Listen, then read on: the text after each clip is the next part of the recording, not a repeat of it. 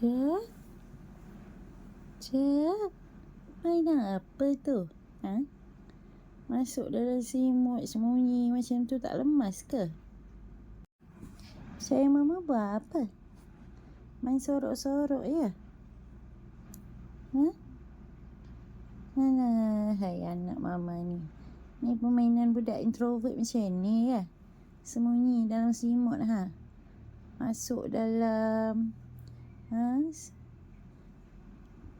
Cak, tak lemas ke ni? Tak lemas ke? Saya tak lemas ke? Dah habis dah saya pas simut mama ni. Ya. Ya. Sayang mama tu. Sayang mama. Ya. Cak. Budak introvert mama ni. Sayang mama tu.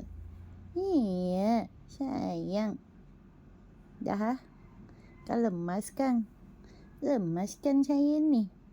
Lemas kan saya ni? Biar nampak muka, okey? Okey?